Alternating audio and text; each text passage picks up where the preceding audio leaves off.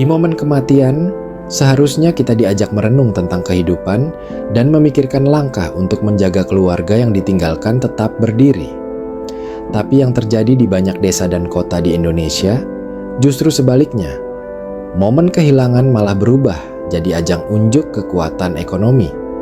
Siapa yang paling banyak masak, siapa yang paling ramai tamunya, siapa yang paling lengkap acaranya. Semua berlomba-lomba agar tidak malu di hadapan masyarakat. Padahal yang wafat tidak akan tahu, dan yang hidup jadi harus menanggung beban psikologis dan finansial di saat mereka paling rapuh.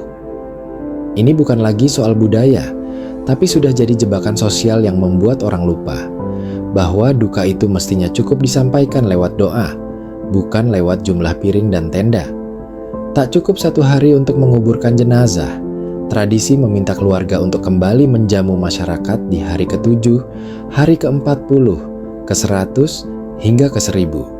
Bahkan tak sedikit keluarga yang meminjam uang demi bisa menyelenggarakan acara yang dianggap wajib. Disinilah letak teror finansialnya. Setiap angka yang semula dimaksudkan sebagai penghormatan spiritual, kini menjelma jadi daftar belanja yang memanjang. Dan masyarakat tak sadar bahwa pola ini memukul berkali-kali, bukan hanya dari sisi pengeluaran, tapi juga tekanan sosial. Mereka yang menolak akan dicap durhaka.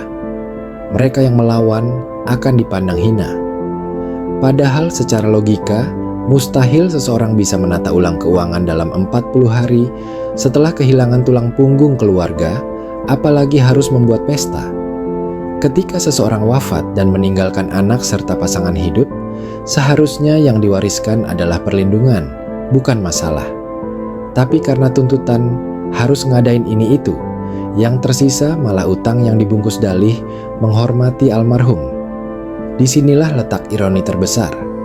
Keluarga yang ditinggal malah harus mencari pinjaman, bahkan dari rentenir atau dengan menjual aset, demi menuruti ekspektasi sosial. Mereka berutang bukan untuk pendidikan anak, bukan untuk bertahan hidup, tapi untuk biaya gengsi.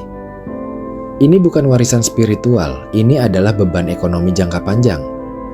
Sebuah generasi bisa kehilangan arah hanya karena generasi sebelumnya merasa harus memuaskan opini publik yang tak pernah puas. Setiap tenda yang didirikan, setiap nasi kotak yang dibagikan, setiap toa yang disewa adalah uang nyata yang keluar dari kantong keluarga yang sedang berkabung.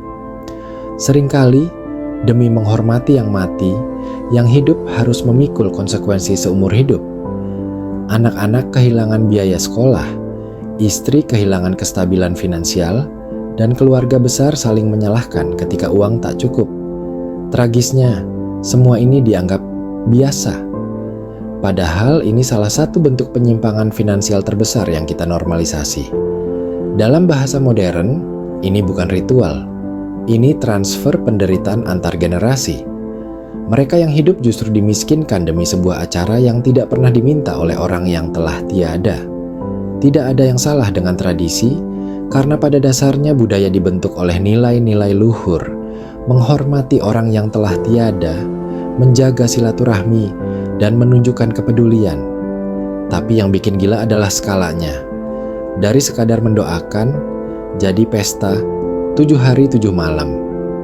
Dari kumpulan keluarga, jadi hajat desa. Tekanannya bukan main. Seolah-olah kalau tidak bikin acara besar, berarti tidak sayang pada almarhum.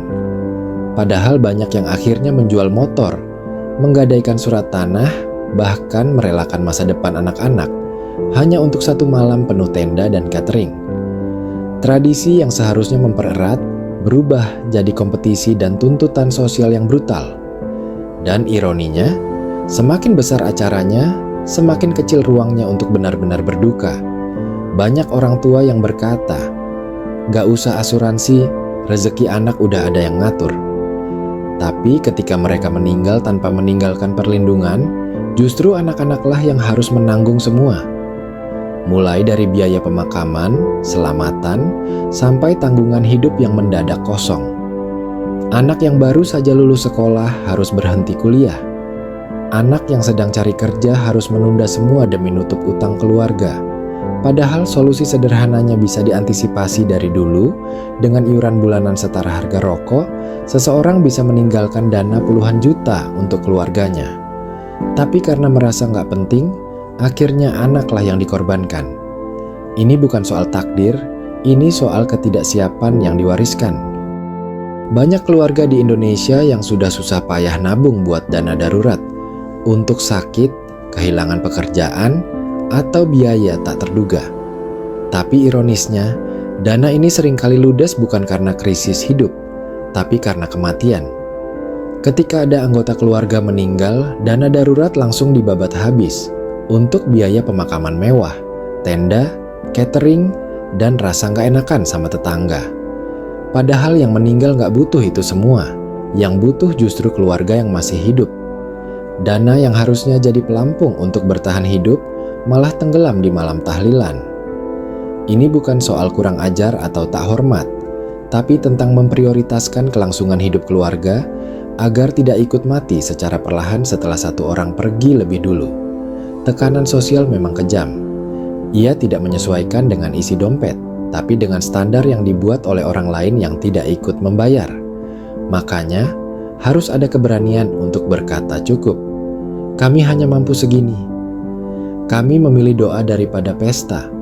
Kami mau fokus membesarkan anak-anak dulu. Kalimat-kalimat sederhana tapi penuh keberanian ini adalah bentuk pertahanan terakhir agar keluarga tidak makin terpuruk karena gengsi. Di tengah masyarakat yang sering lebih peduli penampilan daripada keberlanjutan hidup, batasan finansial bukan sekadar pilihan, tapi kebutuhan mendesak. Sebab kalau terus ikut arus, yang tenggelam bukan cuma tabungan, tapi masa depan. Banyak keluarga yang mewariskan bukan rumah, bukan tabungan, tapi utang tenda dan catering. Yang mati tenang, yang hidup megap-megap. Padahal secara hukum, warisan hanya boleh diterima jika ahli waris bersedia, dan itu termasuk utang. Tapi kenyataan di lapangan, anak seringkali tidak diberi pilihan. Malu dong kalau nggak dilanjut. Udah adatnya begitu.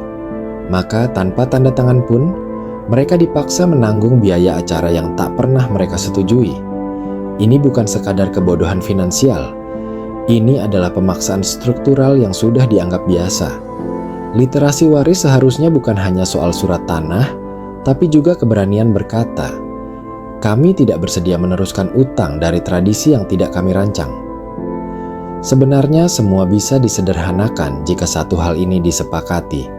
Yang meninggal tidak butuh pesta, dia butuh doa.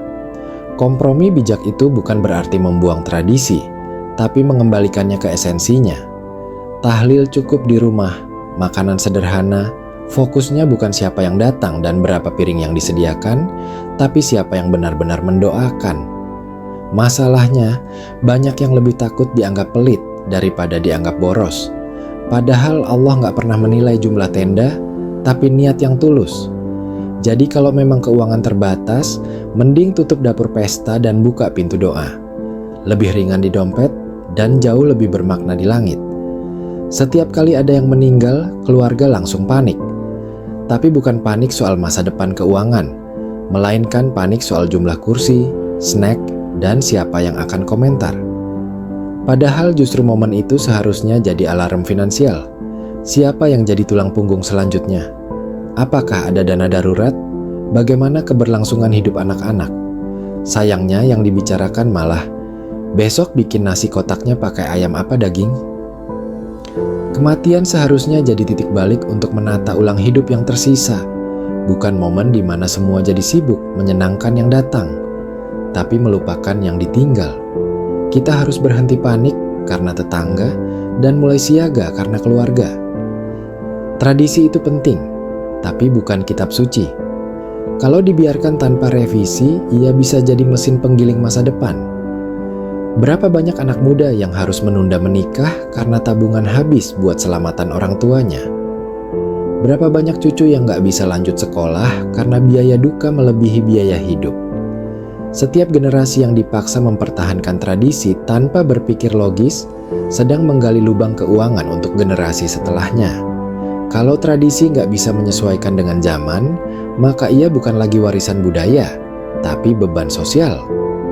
Saatnya kita jujur, apa yang kita sebut menghormati orang tua, kadang justru menyusahkan anak cucunya sendiri. Sistem warisan kita terbalik. Kita malah diwarisi tanggung jawab yang diwajibkan. Kalau dulu orang tua bisa mencicil lemari dan motor, kenapa tidak mencicil logika hidup yang benar juga? Warisan terbaik adalah anak yang tidak perlu berjuang keras hanya untuk bertahan hidup setelah ditinggal.